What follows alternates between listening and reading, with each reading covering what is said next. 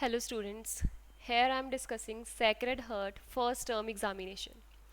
It consisted of two papers. The first one is subjective paper and then the objective paper. So we'll start with the subjective paper. First question is, if square root of 256 into 4 square is equal to a, then find the value of a. Right, now square root of 256 भाई ऐसा number जिसका square करके 256 आया, that is 16 into 4 square is again 16, so this is equal to a. 16 into 66, 16 is 256, this is equal to a, so the value of a is 256. Second question is, George bought a BCR at the list price of rupees 18,500. If the rate of GST was 8%, find the amount he had to pay for purchasing the BCR. Now, the list price is given rupees 18,500. GST का rate है 8%. We have to find the amount he had to pay. तो amount किसके equal होगी भाई, कुछ selling price plus जो उसने GST पे करी. राइट, अब सेलिंग प्राइस तो हमें दिया नहीं हुआ, हमें दिया क्या है, लिस्ट प्राइस. अब लिस्ट प्राइस पे कोई डिस्काउंट तो है नहीं, सो जो लिस्ट प्राइस है that is equal to the selling price and this is equal to rupees 18,500. Right, selling price आ गया, सो अमाउंट क्या आएगी, selling price is 18,500 plus GST है 8% ऑफ. अब जीएसटी लगेगी किस पे, सेलिंग प्राइस पे, so 8% of 18,500. So this is equal to 18,500 plus 8/100 into 18,500. तो ज़ीरो से कैंसिल आउट होगी, कितना आ गया 18500 plus 8 into 185 that is equal to 1480. So total amount उसने कितनी पे करी, 19,980. So the amount he had to pay to purchase the BCR is rupees 19,980 rupees. Next is question number 3. The marks obtained out of 50 by 10 students in an examination are given. We have to find the range. Now range किसके equal होती है, highest observation minus the lowest observation minus lowest observation.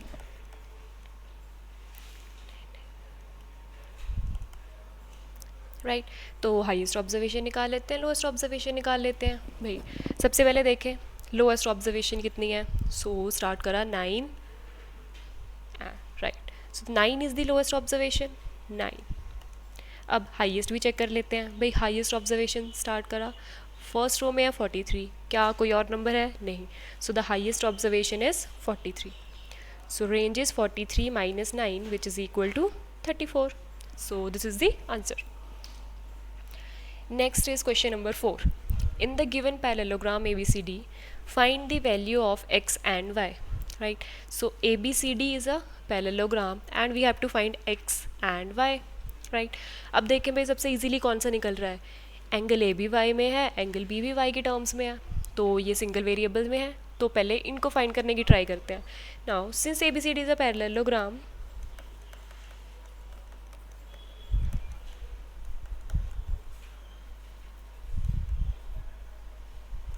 Right, angle A और angle B कौन से angles हैं, adjacent angles, and adjacent angles of a parallelogram are supplementary. So angle A plus angle B किसके equal होंगे, 180 degree, because sum of adjacent angles of a parallelogram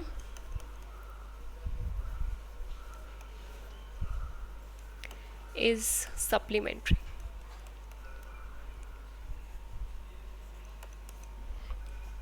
right, अब angle A कितना दिया है 3y plus angle B is given to be 2y minus 5, this is equal to 180.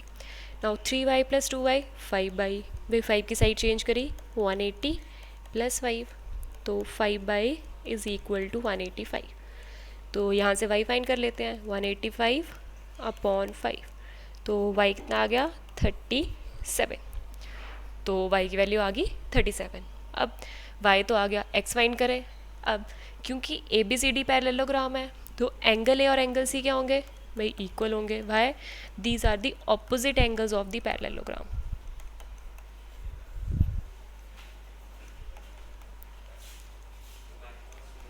Parallelogram are equal, right. अब angle A कितना है 3y, angle C कितना है 3x plus 3. So 3 into Y की वैल्यू अभी फाइंड करी 37. This is equal to 3x plus 3. अब 3 into 37 is 111. 3 की साइड चेंज करी -3 इज इक्वल टू 3x. तो 3x कितना आ गया 108.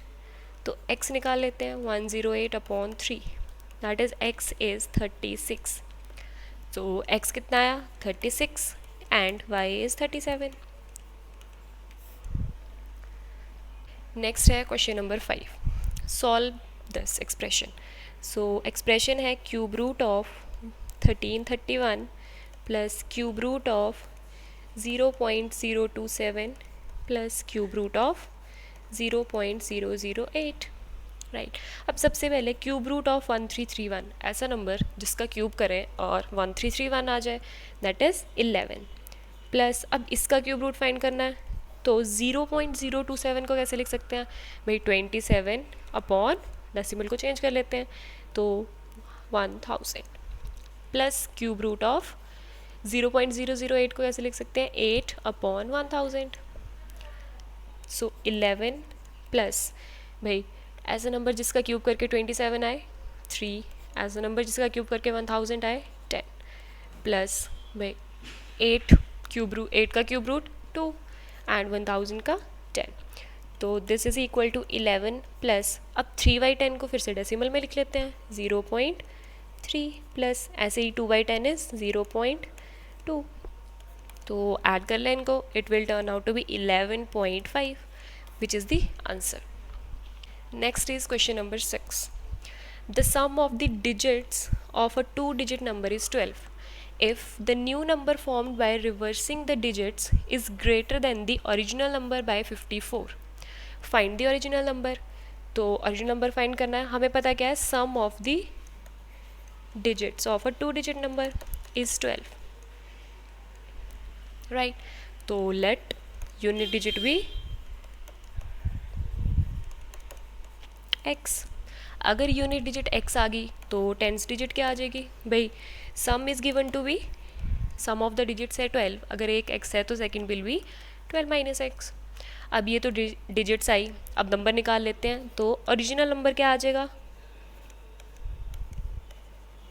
Original number is equal to 10 into 12 minus X plus 1 into X, expanded form का यूज़ करके. तो 10 into 12 120 minus 10 into X 10x plus x. तो ओरिजिनल नंबर आ गया 120 माइनस 9x, राइट. अब ओरिजिनल नंबर तो आ गया. He saying if the number formed by reversing the digits. अब डिजिट्स रिवर्स करी तो न्यू नंबर आएगा. अब न्यू नंबर फाइंड कर लेते हैं भाई. न्यू नंबर में यूनिट प्लेस क्या बन जाएगी टेंस प्लेस, और टेंस प्लेस बन जाएगा यूनिट प्लेस. तो न्यू नंबर की यूनिट प्लेस इज और the unit digit is 12 minus X and tens digit is X. तो न्यू नंबर भी फाइंड कर लेते हैं. So the new number is 10 into x plus 1 into 12 minus X. This is equal to 10x plus 1 into 12 minus 1 into x x. तो ये आ गया 9x plus 12. New number भी आ गया, ओरिजिनल नंबर तो पता है. अब ये saying the new number is greater than the original number by 54. तो कंडीशन क्या है कि जो न्यू नंबर है that is 9x plus 12, this is greater than the original number. Original number था 120 माइनस 9x और कितना बड़ा है बाय 54. सो अगर ओरिजिनल नंबर में 54 ऐड कर दे तो न्यू नंबर बन जाएगा. सो इक्वेशन सेटअप होगी, इसको सॉल्व कर लेते. 120 plus 54 174 minus 9x is equal to 9x plus 12. तो 9x वाली टर्म्स एक साइड कर लेते हैं. Minus 9x is equal to 12 minus 174. minus 9x minus 9x is minus 18x, which is equal to minus 162. So x find करना है, x कितना आएगा माइनस 162 अपॉन माइनस 18, तो x आ गया 9, राइट। अब x था क्या, x was the unit digit of the original number, तो ओरिजिनल नंबर की यूनिट डिजिट 9 है, तो यूनिट डिजिट इज 9, तो टेंस डिजिट क्या होगी 12 minus x, that is 12 minus 9 which is equal to 3. So the original number is 39. This is the answer. Next है question number 7. Simplify using the properties of rational numbers. तो 4/5 into 1/2 minus 1/2 plus minus 4/5 into 1/3. इसको simplify करना है using the properties. अब सबसे पहले देखें भाई 4/5 फर्स्ट टर्म में भी आ रहा है और थर्ड में भी आ रहा है, तो अगर मैं इनको अरेंज करके साथ में लिख लूँ तो डिस्ट्रीब्यूटिव यूज़ कर सकते हैं. अब साथ में लाने के लिए क्या करें भाई 1/2 को कम्यूट करके यहाँ पे ले जाते हैं और इसको कम्यूट करके यहाँ पे ले आते हैं, तो क्या बन गया 4/5 into 1/2 plus minus 4/5 into 1/3 and minus 1/2. So the property used is commutative.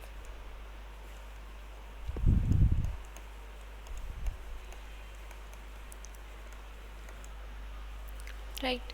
अब 4/5 इसमें भी आ रहा है, 4/5 इसमें भी आ रहा है, तो 4/5 ले लिया हमने कॉमन, तो 4/5 कॉमन लिया, फर्स्ट में बचा 1/2 प्लस सेकेंड टर्म में से 4/5 कॉमन लिया, तो क्या बच गया minus 1/3, minus 1/3 minus 1/2, and the property used here is distributive.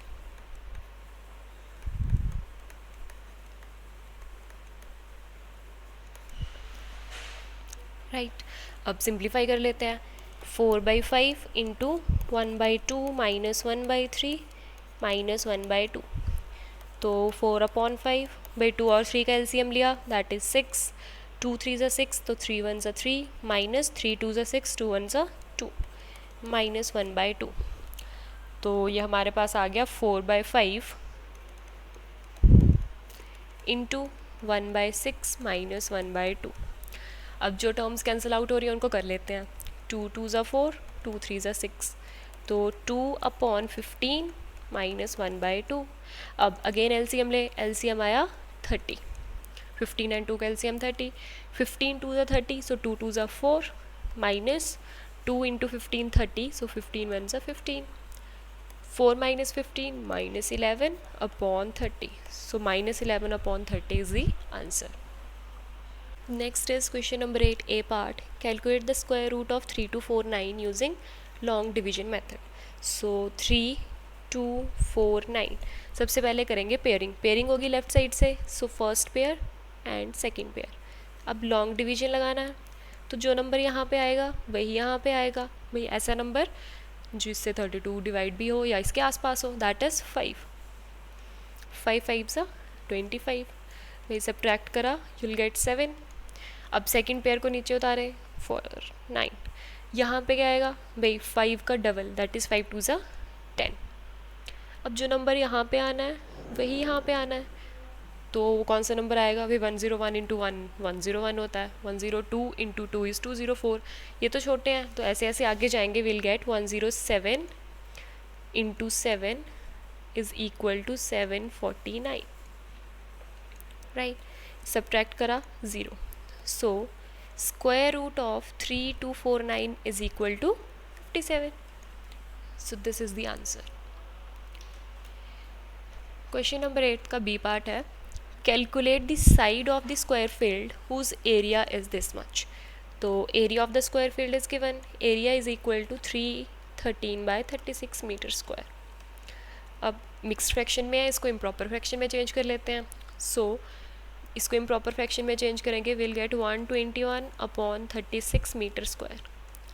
This is the area of the square. अब एरिया ऑफ द स्क्वायर होता क्या है, साइड का स्क्वायर. सो साइड स्क्वायर किसके इक्वल है, एरिया, एरिया है 121/36। तो हमें तो फाइंड करनी है साइड, तो क्योंकि साइड जो है वो हमेशा पॉजिटिव होगी, so will take the positive square root of 121/36। So ऐसा नंबर जिसका स्क्वायर करके 121 आए 11, और ऐसा नंबर जिसका स्क्वायर करके 36 आए that is 6। So the side of the square field is 11/6 metre. Next is question number 9. A man sold two articles at rupees 25,920 each. They were sold at 8% gain and 4% loss respectively. Find the gain or loss percent on the whole transaction. Right. A man sold two articles. भाई two articles sell करे at 25,920 each. तो एक article का selling price अगर मैं selling price 1 ले लूँ that is equal to ₹25,920, and similarly second item का इज़ ऑल्सो ₹25,920। अब they were sold at 8% gain and 4% loss. So एक आर्टिकल पे उसको हुआ गेन ऑफ 8% और दूसरे पे उसको हुआ लॉस ऑफ 4%। राइट, हमें फाइंड करना है गेन और loss percent on the whole transaction. अब गेन और loss on the whole transaction कब आएगा भाई, जब हमारे पास टोटल कॉस्ट प्राइस होगा और जब हमारे पास टोटल सेलिंग प्राइस होगा, तो हम गेन और लॉस देख सकते हैं। अब टोटल सेलिंग प्राइस और टोटल कॉस्ट प्राइस निकालना है भाई, इनमें से कुछ तो हमें पता ही है। सेलिंग प्राइस तो हमें पता है फर्स्ट का कितना है, सेकंड का कितना है, तो टोटल भी पता है। टोटल कितना है हमारे पास selling price ₹51,840। Just add them up.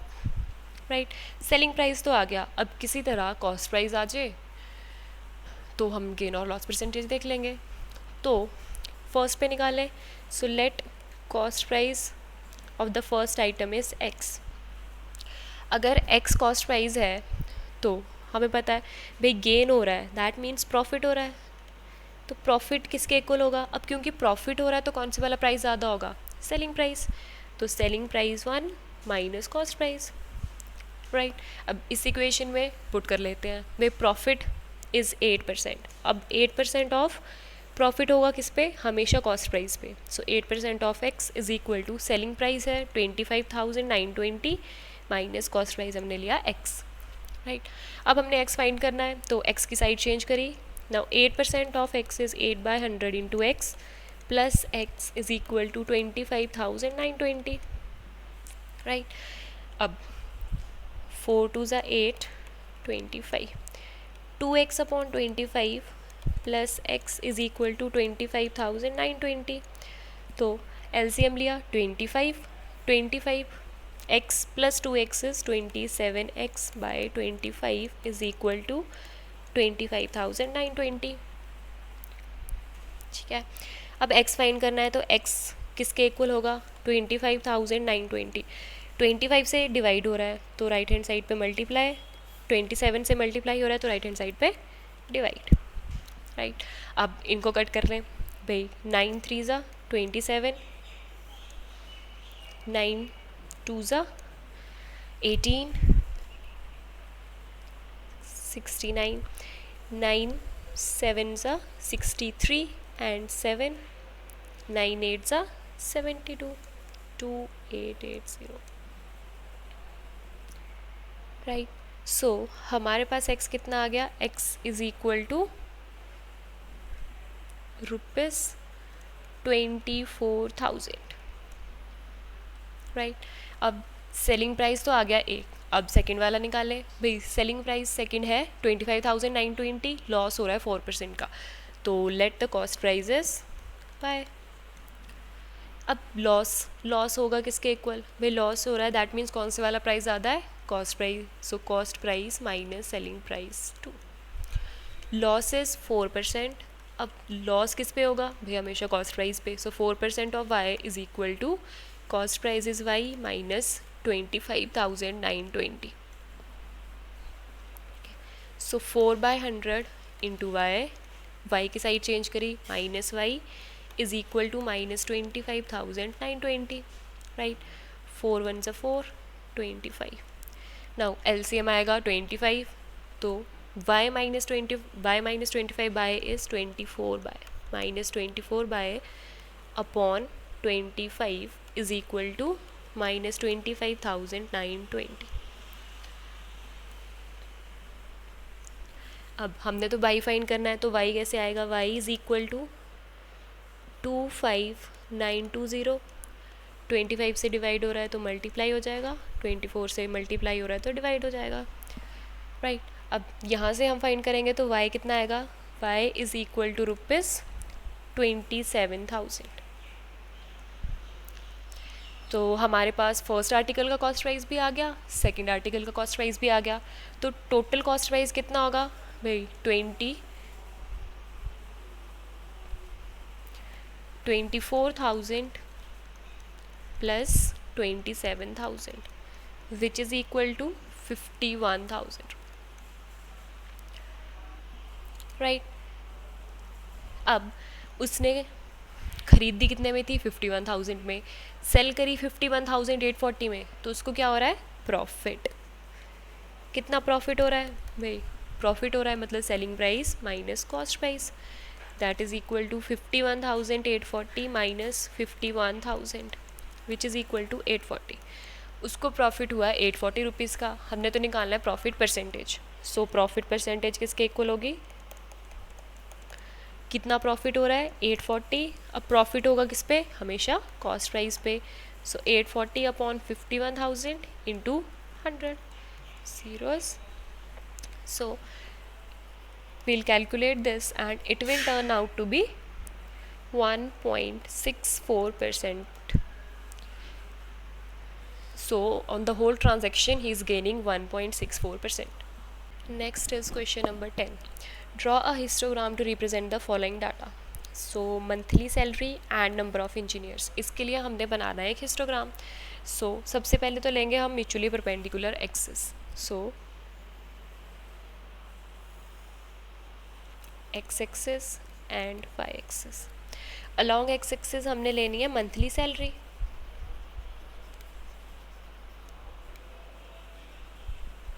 Which is in rupees, and along y axis हमने लेने हैं number of engineers.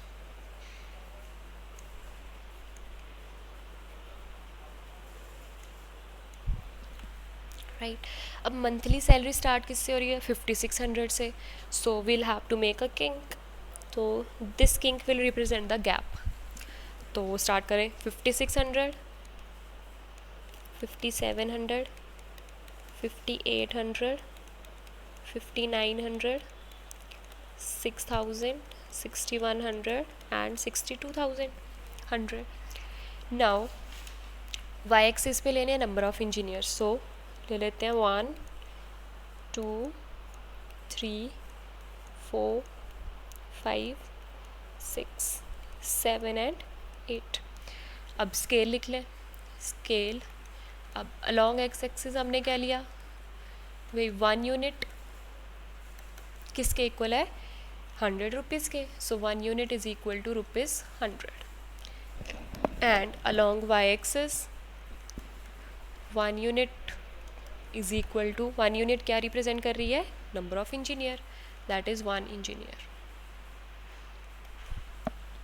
So scale लिख लिया. अब भाई डाटा दिया है 56 to 5700, हमें दिया है 8. तो 5600 पे गए, 8 तक लाइन ड्रॉ करी एंड 5700.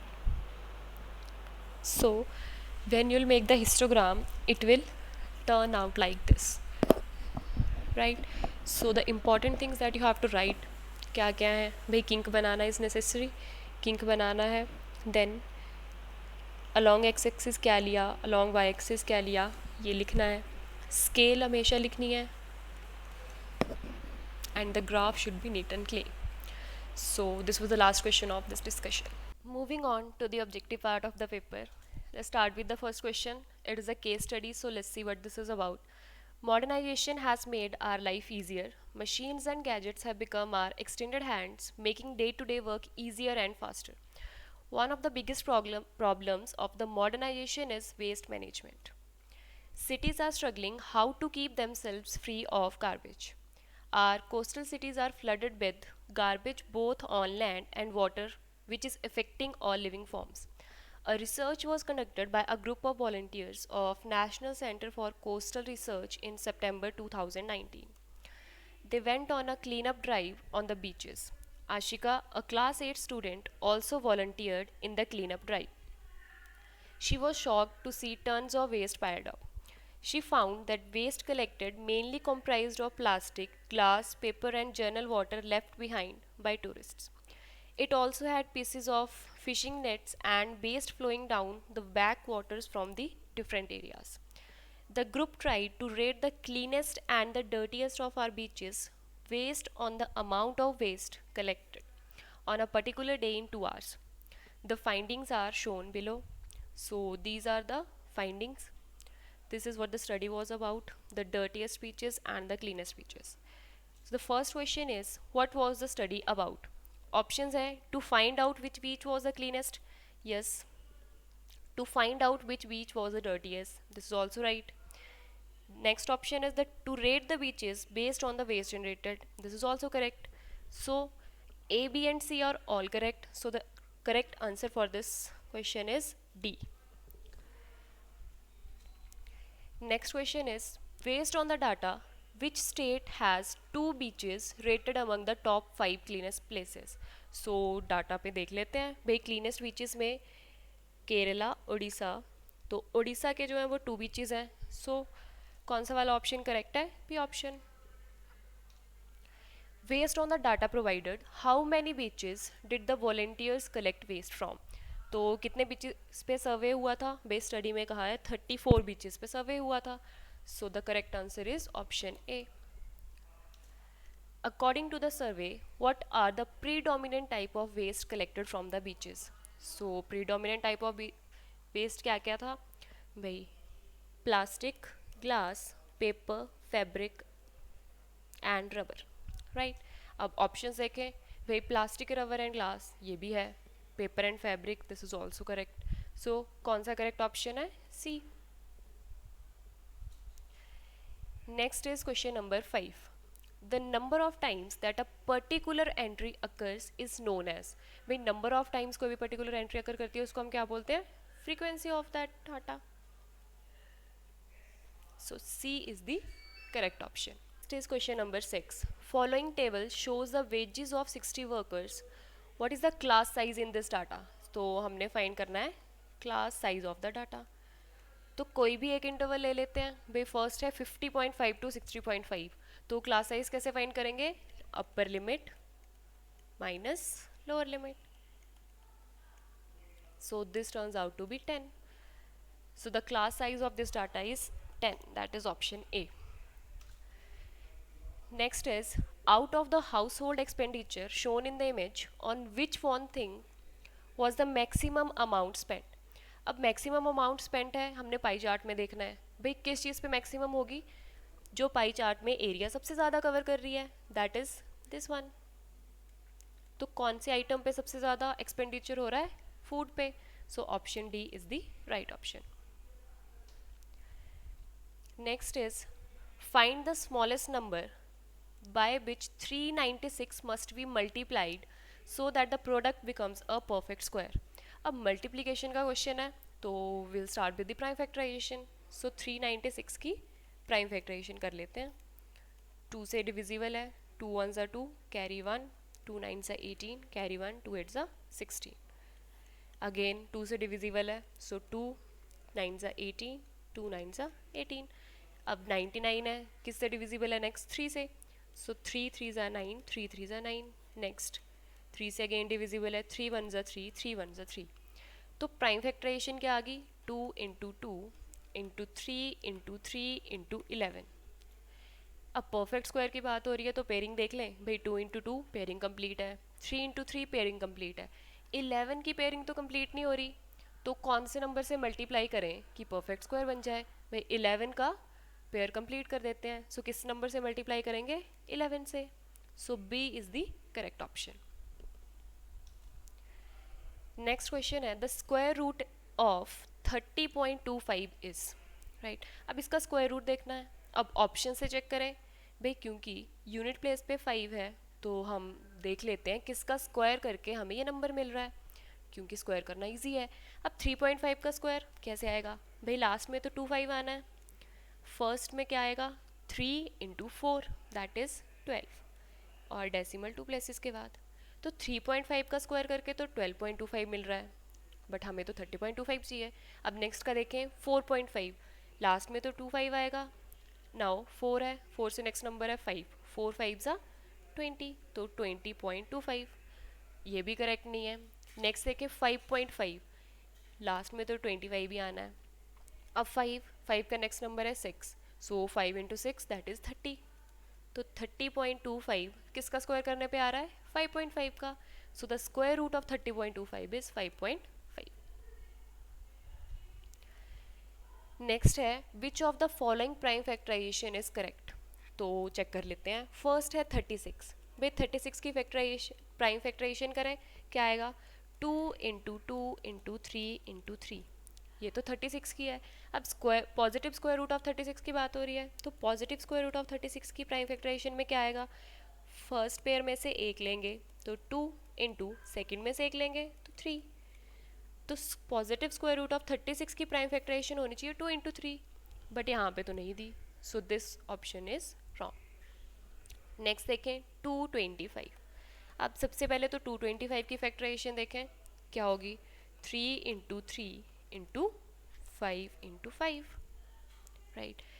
अब पॉजिटिव स्क्वायर रूट ऑफ 225 की फैक्टराइजेशन क्या होगी भाई, फर्स्ट पेयर में से एक लेना है तो 3 × सेकेंड पेयर में से एक लेना है 5, बट यहाँ पे तो 3 × 3 × 5 × 5 दिया है, तो ये भी गलत है। नेक्स्ट देखें 144, अब सबसे पहले 144 की प्राइम फैक्टराइजेशन देखें 2 × 2 × 2 × 2 × 3 × 3, यही होगी प्राइम फैक्टराइजेशन 144 की।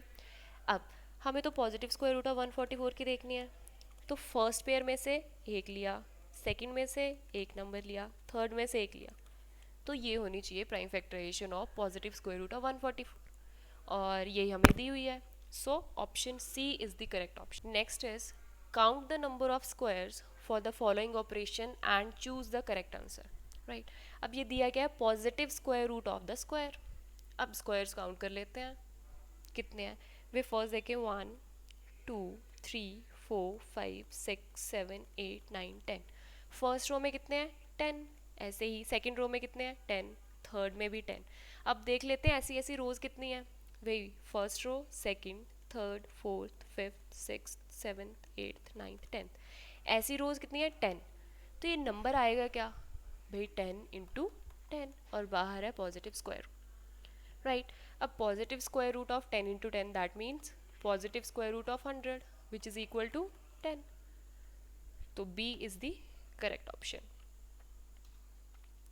Next is question number 12, the possible ones digit in the square root of 1369 is, अब स्क्वायर रूट ऑफ 1369 में हमें देखना है कि पॉजिटिव वंस डिजिट क्या हो सकती है, तो ऑप्शन से चेक कर लेते हैं। फर्स्ट है 3, तो भाई देख लेते हैं 3 का स्क्वायर करके यूनिट प्लेस पे 9 आता है, भाई 3 स्क्वायर करेंगे तो यूनिट प्लेस पे तो 9 ही आएगा।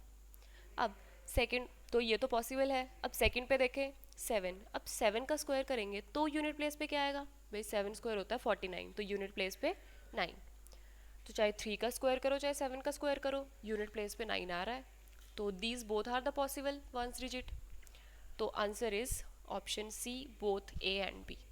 Next is out of the following which is the correct way of expressing 25 as a sum of odd consecutive natural numbers, right। अब ऑप्शन से चलते हैं भाई, फर्स्ट ऑप्शन देखें 4 + 5 + 7 + 9, अब ये तो बोला है sum of odd consecutive natural numbers, भाई 4 क्या ऑड नंबर है नहीं, तो ये तो है ही नहीं ऑप्शन करेक्ट। नेक्स्ट देखें 3 + 5 + 7 + 9, भाई इनका सम करके देखें क्या आ रहा है 3 + 5 8, 8 + 7 15 एंड 15 + 9 24, तो 25 तो एक्सप्रेस ही नहीं हुआ, सो ये भी ऑप्शन इनकरेक्ट है। अब नेक्स्ट पे देखें 1 + 3 + 5 + 9, अब +9 क्या ये कंसेक्टिव रहे भाई, 5 के बाद तो 7 आना चाहिए था, 7 तो है ही नहीं, तो ये भी ऑप्शन करेक्ट नहीं है। अब डी ऑप्शन देखें 1 + 3 + 5 + 7 + 9, अब एक ही ऑप्शन बची है तो ऑब्वियसली यही करेक्ट होगी क्योंकि सिंगल आंसर एमसीक्यूज है। ऑल्सो इनको ऐड करेंगे तो इनका सम क्या आएगा 25। नेक्स्ट क्वेश्चन है cube root of 64 upon 343 is. तो भाई ऐसा नंबर जिसका क्यूब करके हमें 64 मिलता है दैट इज़ 4, और ऐसा नंबर जिसका क्यूब करके 343 मिलता है that is 7। So the correct answer is option B. Next question is 0.8 whole cube is equal to 0.8 whole cube, that means 0.8 into 0.8 into 0.8 हो रहा है। अब 8 का क्यूब तो सबको पता है दैट इज़ 512। अब हमने देखना है डेसिमल कहाँ पे आएगा। भाई 0.8 में डेसिमल के बाद एक प्लेस है, डेसिमल के बाद एक प्लेस है, डेसिमल के बाद एक प्लेस है, तो जो नंबर आएगा उसमें 1+1+1 3 प्लेसेस के बाद डेसिमल आएगा। तो first place, second place, third place, तो डेसिमल आया यहाँ पे। So option C is the correct option. Next question is cube root of the product of two negative integers is.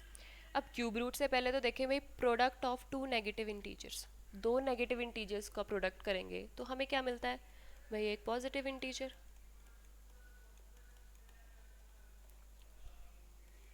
Right. अब पॉजिटिव इंटीजर का cube root करेंगे तो क्या आएगा positive integer. So option B is the correct option. Question number 17 is the number which is not a perfect cube is.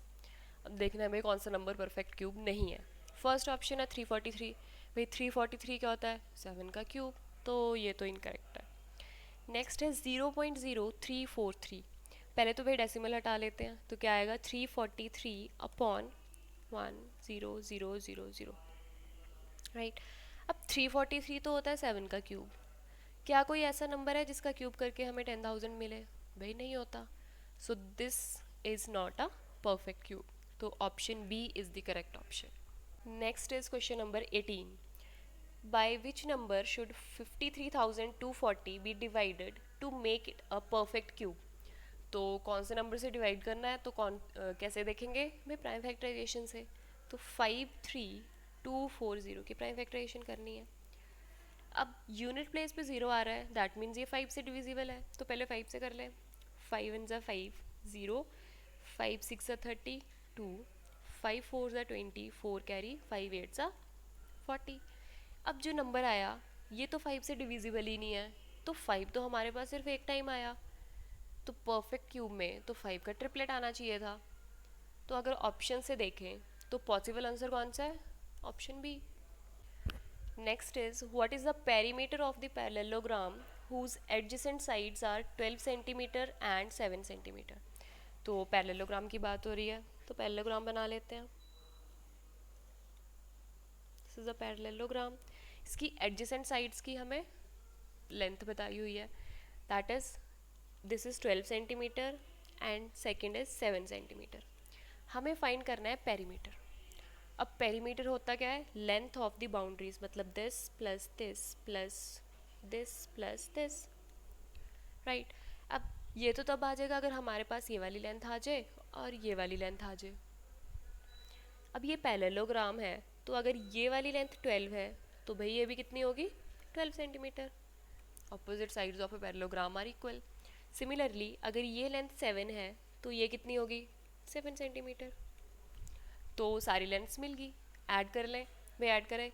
अब 12 to times है तो 2 into 12 plus 7 to times है 2 into 7, that is 24 plus 14 which is equal to 38 centimetre. So option B is the correct option. Question number 20 is all squares are not parallelograms. भाई square बनाए, this is a square. अब ये parallelogram कब होगा अगर हमारे पास both pair of opposite sides equal आ जाए। अब चेक करें भाई क्या स्क्वायर के ऑपोजिट साइड्स इक्वल होती हैं। ये वाली साइड इसके इक्वल होती है, ये वाली साइड इसके इक्वल है। तो पैरेललोग्राम की कंडीशन तो ये सेटिस्फाई कर रही है, that means all squares are parallelograms. But यहाँ पे तो बोला है all squares are not parallelograms, तो ये स्टेटमेंट क्या होगी, false. Next is question number 21, which of the given statements are true. First is diagonals of a rhombus are equal. भाई diagonals of a rhombus, rhombus बना के देख लेते हैं।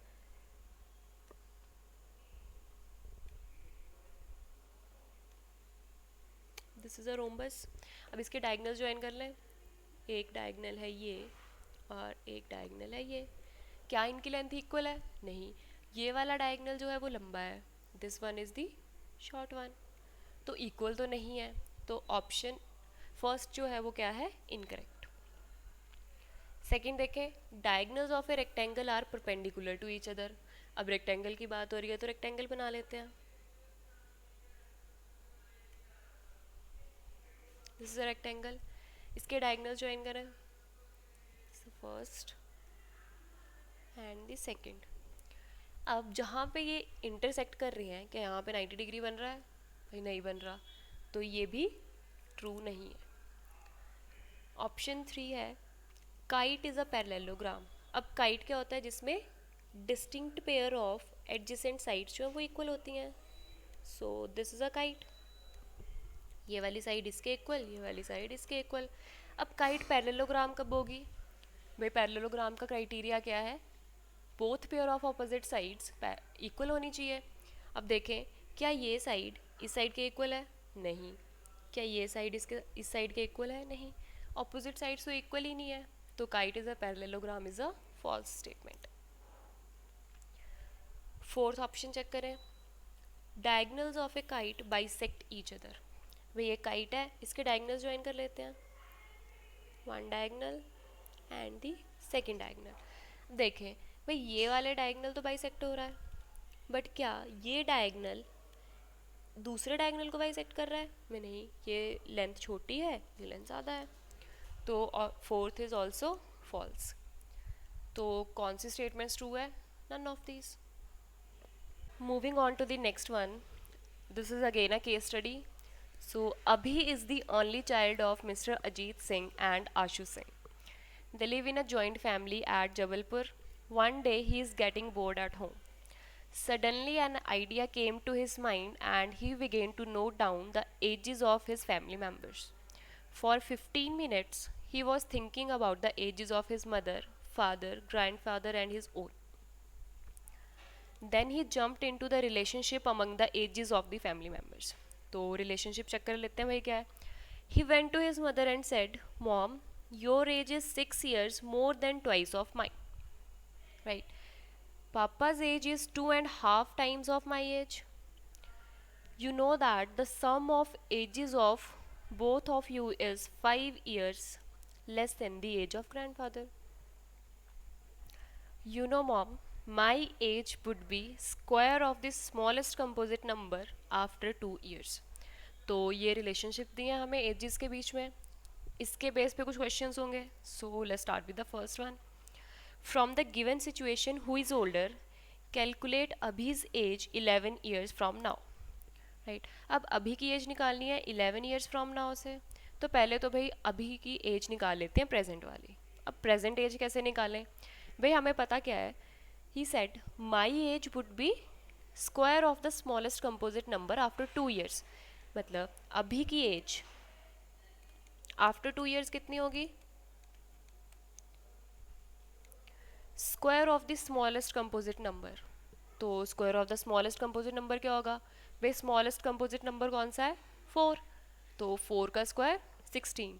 तो आफ्टर 2 ईयर्स उसकी एज है 16, तो प्रेजेंट एज क्या होगी अभी की, 16 माइनस 2 दैट इज़ 14. तो प्रेजेंट एज ऑफ अभी हमें मिल गई. हमने उसकी एज निकालनी है 11 ईयर्स फ्रॉम नाउ, तो आफ्टर 11 ईयर्स उसकी एज कितनी हो जाएगी, अभी present age 14 plus 11 that is equal to 25 years. So option C is the correct option. Next is from the situation who is older what would be Mr. Ajit Singh age after 1 year. Right, अब अजीत सिंह की as कैसे निकलेगी, भाई relationship हमें पता है, his age is 2.5 times of the Abhi's age. अभी हमने प्रेजेंट एज निकाली थी अभी की, कितनी आई थी 14।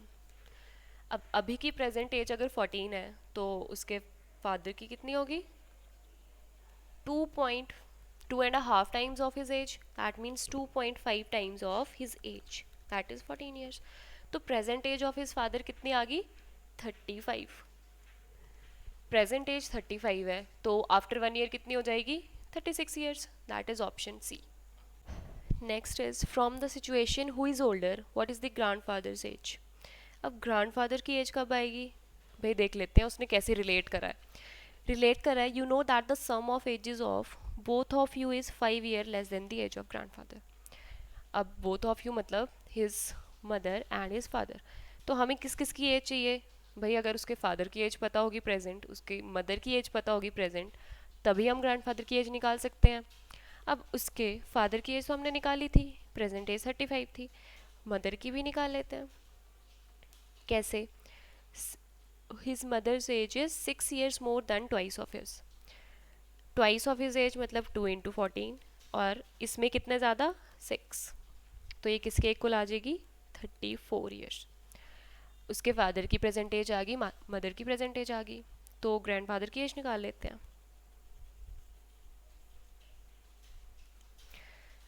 ही said sum of ages of both of you, मतलब 35 plus 34 is 5 years less than the age of grandfather. तो अगर ग्रैंड फादर की एज क्वेश्चन मार्क है तो इनका सम ग्रैंड फादर की एज से 5 लेस है। अब क्वेश्चन मार्क निकाल लेते हैं, किसके इक्वल होगा 35 प्लस 34 प्लस 5, राइट। तो किसके इक्वल आ गई ये, this is equal to 74 years. So the age of his grandfather is 74 years. So option A is the correct option. Next is from the situation who is older, what was the age of Abhi's mother when he was born? Right. अब सबसे पहले तो उसकी mother की present as कितनी है 34 years, right. हमने अभीज mother's as निकालनी है व्हेन ही वॉज बॉर्न, जब वो बॉर्न हुआ था तो उसकी एज तो 0 थी, मतलब कितने साल पहले भाई, अभी की प्रेजेंट एज 14 है, so when he was born तो उसकी मदर की एज कितनी होगी 34 minus 14 which is equal to 20 years. So option A is the correct option. Next is question number 26. Polygons that have no portions of their diagonals in the exteriors are called. भाई कोई भी polygon ले लिया, उसका diagonal draw करेंगे तो कोई भी पोर्शन जो है वो एक्सटीरियर में नहीं है, तो ऐसे पॉलीगन्स को हम क्या बोलते हैं convex polygons. Next is the sum of three consecutive positive integers is 63. Its linear equation will be, अब linear equation बनानी है, sum of three consecutive positive integers पता है, अब हमें नहीं पता भाई integers क्या होंगे, तो अगर एक पॉजिटिव इंटीजर x है तो इससे consecutive next क्या होगा x+1, नेक्स्ट क्या होगा x+2। अब कंडीशन क्या है भाई, इनका सम दिया है हमें 63, तो x+1 प्लस x+2 किसके इक्वल है 63, तो ये आ गई हमारी लीनियर इक्वेशन। अब चेक कर लेते हैं भाई कौन सी वाली करेक्ट है, option A. Next is question number 28. You along with 4 of your friends are eating a chocolate cake which is divided into 20 pieces. If everyone gets an equal number of pieces then the number each one eats is given by, right। अब हमें नहीं पता भाई number each one eats कितना है, तो ले लेते हैं भाई the number that each one eats is x. अब 4 फ्रेंड्स हैं, अगर वो सबको जो है नंबर ऑफ पीसेस मिल रहे हैं 5, तो टोटल कितने होंगे 4 into 5। अगर उनको नंबर ऑफ पीसेस मिल रहे हैं हर एक को 6, तो टोटल कितने होंगे 4 into 6। अब यहाँ पे नंबर ऑफ पीसेस जो हर एक को मिल रहे हैं दैट इज़ x, तो टोटल कितने हुए 4 into x। और टोटल नंबर ऑफ पीसेस हमें पता भी है किसके इक्वल है 20, तो 4x किसके इक्वल है 20 के। तो भाई कौन सी वाली लीनियर इक्वेशन ठीक है, option C. Next is question number 29. 1/3 of a number reduced by 4 is equal to 5. Its equation will be, भाई 1/3 ऑफ अ नंबर, अब नंबर क्या है हमें नहीं पता, सो लेट्स से नंबर है x, तो 1/3 of the number means 1/3 of x. This number is reduced by 4, मतलब इसमें से -4 करा, then it becomes equal to 5, so this is equal to 5. तो इक्वेशन क्या होगी भाई, x/3 -4 इज इक्वल टू 5. तो चेक कर लेते हैं ऑप्शन से कौन सा वाला करेक्ट है. Option A. Next is the sum of interior angles of a hexagon is. Right, अब हेक्सागन है तो नंबर ऑफ साइड्स कितनी होंगी, 6. तो सम ऑफ इंटीरियर एंगल्स कितना होगा,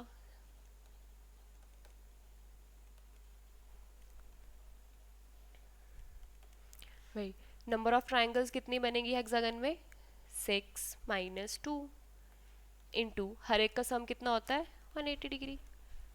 So this is equal to 4 into 180 degree, which is equal to 720 degrees. So option D is the correct option. Question number 31 is sum of exterior angles of n-sided polygon is. भाई कोई भी sided, कितने भी sides का polygon हो उसके exterior angles का सम किसके इक्वल होता है भाई, ऑलवेज इक्वल टू 360 डिग्री. तो option B is the correct option. Next is the minimum measure of an interior angle possible for a regular polygon is. अब मिनिमम मेजर निकालना है इंटीरियर एंगल का, तो कैसे चेक करें भाई, सबसे पहले तो रेगुलर पॉलीगन देख लें. सबसे छोटा रेगुलर पॉलीगन क्या होता है, इक्विलेटरल ट्रायंगल. अब इक्विलेटरल ट्रायंगल में हर एक एंगल इक्वल होता है because it's a regular polygon. तो हर एक एंगल इक्वल है, किसके इक्वल होता है हर एक, 60 डिग्री. ओके, अब 4 साइडेड पॉलीगन देख लेते हैं. 4 साइडेड रेगुलर पॉलीगन कौन सा होता है, स्क्वायर. तो स्क्वायर में हर एक एंगल किसके इक्वल होगा, 90 डिग्री. इससे नेक्स्ट क्या आएगा, रेगुलर पेंटागन. तो रेगुलर पेंटागन में हर एक इंटीरियर एंगल किसके इक्वल होता है, 105 डिग्रीज. इससे नेक्स्ट आएगा रेगुलर हेक्सागन. रेगुलर हेक्सागन में हर एक एंगल किसके इक्वल होगा, 120 डिग्रीज. राइट, अब जैसे ही हम ट्रायंगल से स्क्वायर पे चले इंटीरियर एंगल इंक्रीज हुआ, स्क्वायर से पेंटागन पे गए तो भी इंटीरियर एंगल इंक्रीज हुआ, ऐसे ही जब हेक्सागन पे गए तो भी इंटीरियर एंगल क्या हो रहा है, इंक्रीज हो रहा है. तो मिनिमम मेजर क्या है हमारे पास इंटीरियर एंगल का, 60 डिग्रीज.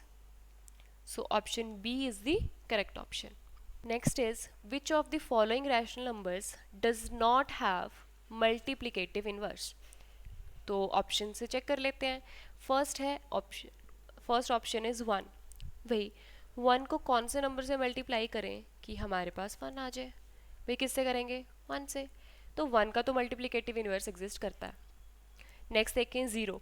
अब 0 को किस नंबर से मल्टीप्लाई करें कि हमारे पास 1 आ जाए, भाई ऐसा तो कोई नंबर ही एग्जिस्ट नहीं करता.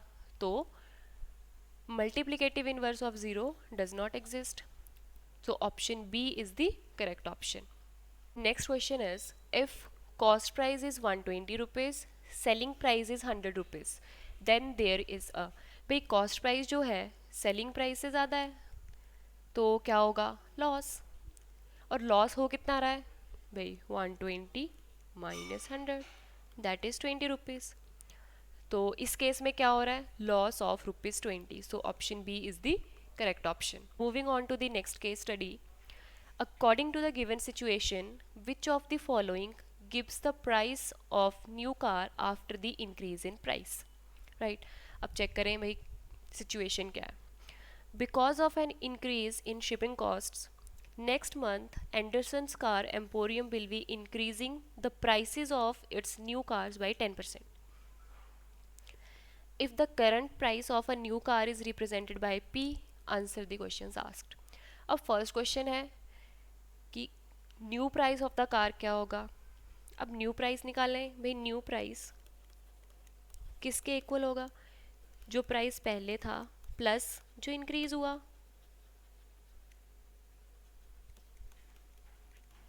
राइट, अब करंट प्राइस क्या दिया है कार का, P. तो करंट प्राइस तो है P प्लस इंक्रीज कितना हो रहा है, 10%. 10% इंक्रीज किस में होगा, करंट प्राइस में. So plus 10% of P.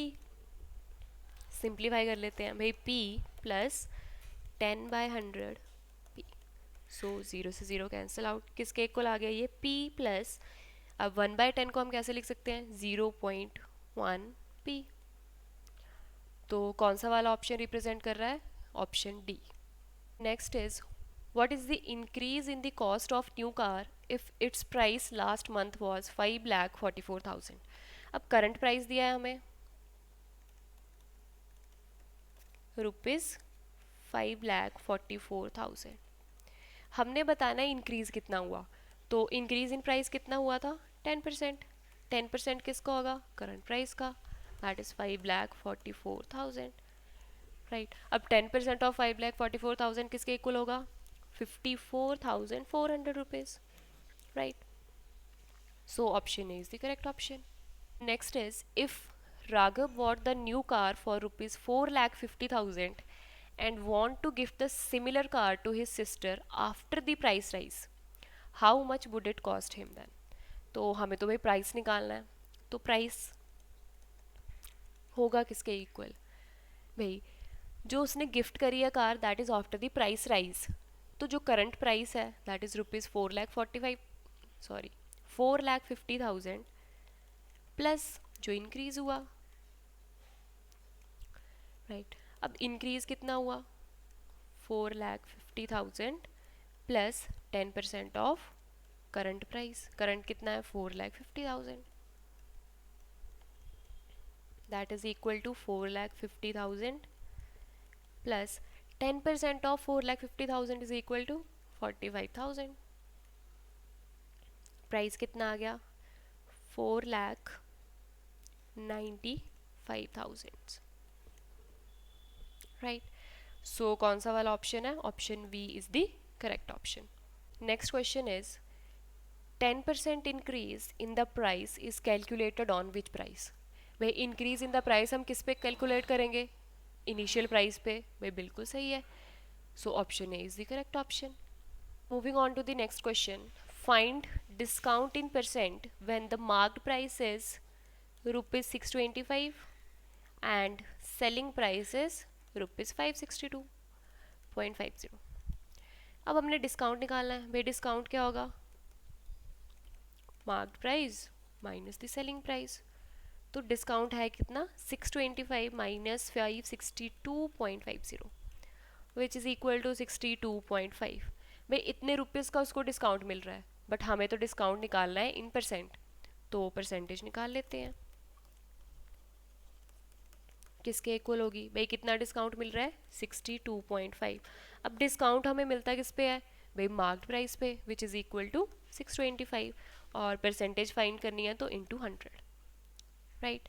अब 625 बन जा 625 इंटू 0.1, तो किसके इक्वल आ गया ये 10%। सो डिस्काउंट कितना मिला उसको 10% का, तो option B is the correct option. Next is question number 40। Discount is always calculated on, भाई कौन से वाले प्राइस पे डिस्काउंट कैलकुलेट होता है, चेक कर लेते हैं। Selling price, cost price, marked price और द प्रॉफिट। भाई discount is always calculated on the marked price of the product, so option C is the right option. Next is question number 41। The value of y for which the expressions y minus 15 and 2y plus 1 become equal is। भाई हमें value निकालनी है y की वो जिसके लिए दोनों equal हैं, तो कंडीशन के according y minus 15 is equal to 2y plus 1, तो इसको सॉल्व करके हम y निकाल लेते हैं। तो 2y की साइड चेंज करी, लेफ्ट हैंड साइड पे लेके आए तो माइनस 2y हो गया, this is equal to 1, minus 15 को राइट हैंड साइड लेके गए तो प्लस 15। अब y minus 2y is equal to minus y, this is equal to 16, तो y की वैल्यू क्या आ गई भाई minus 16। So option D is the correct option. Next is question number 42। If 2x plus 3 is equal to x minus 4 find the value of x।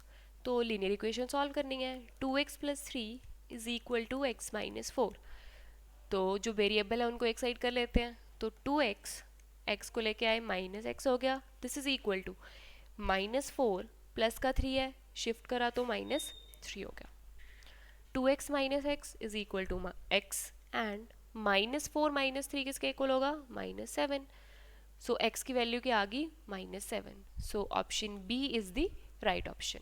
Next is question number 43. Express 1.25 as a rational number.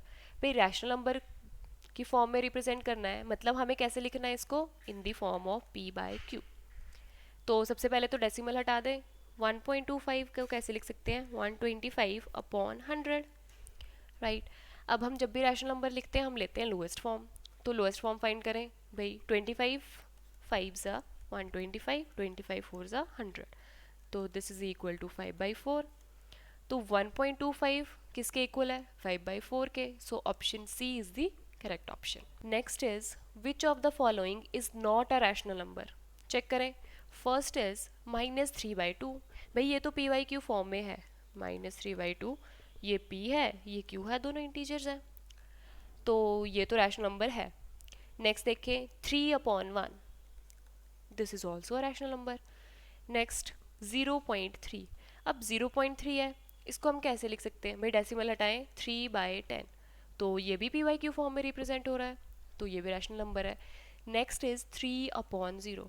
भाई 3/0 क्या होता है, this is a not defined.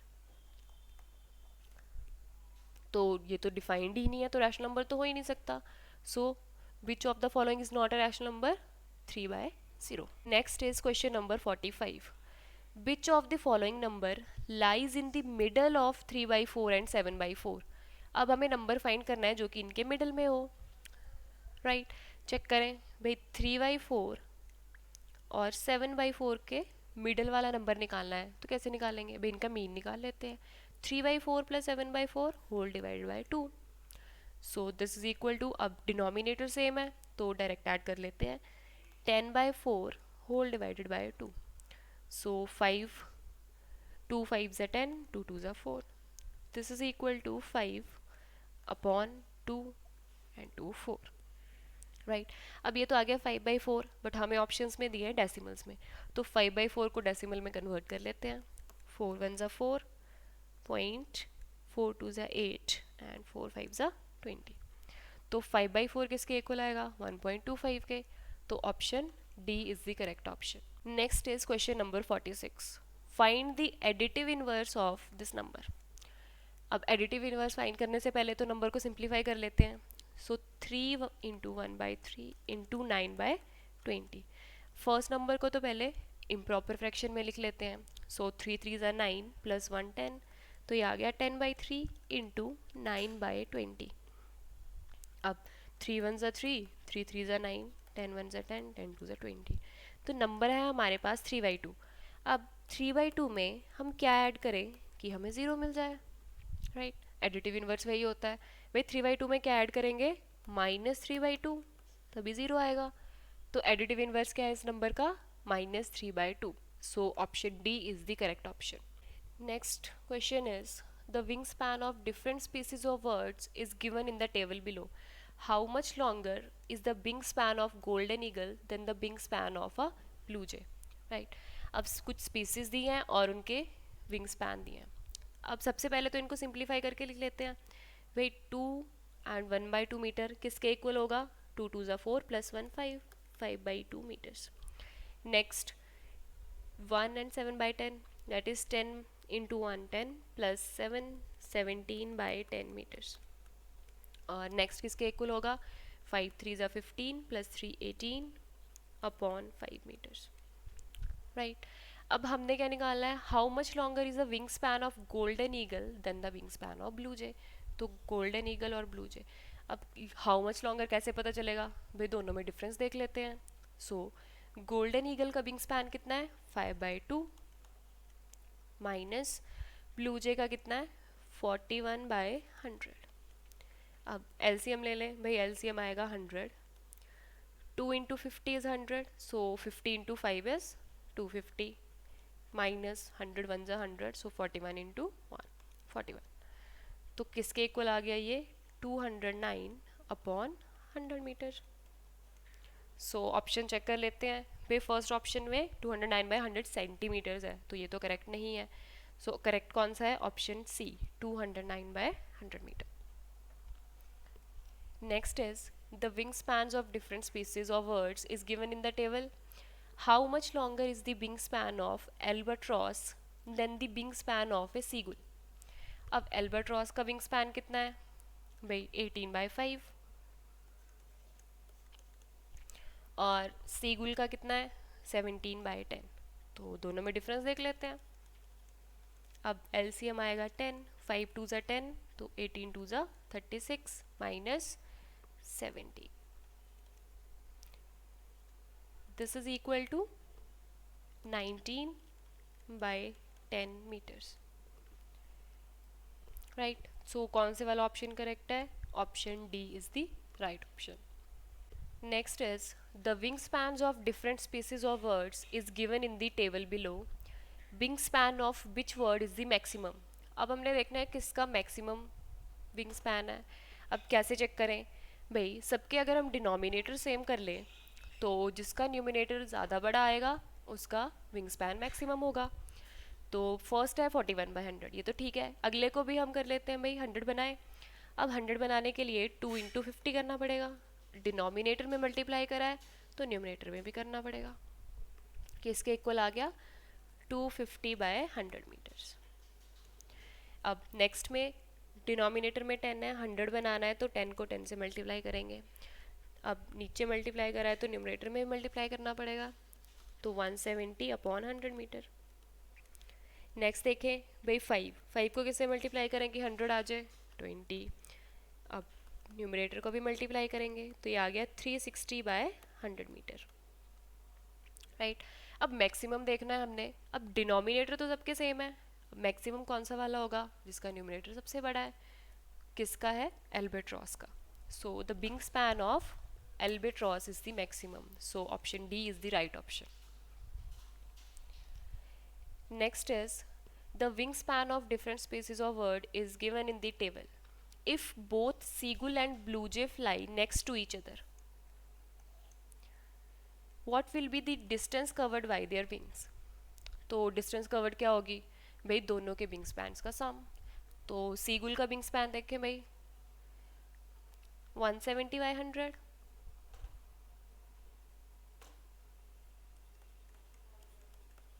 और blue जे का कितना है भाई blue जे का है 41/100 इनको ऐड कर लेते हैं भाई ऐड करेंगे क्या आएगा 211/100 मीटर तो कौन सा वाला ऑप्शन करेक्ट है ऑप्शन ए इज द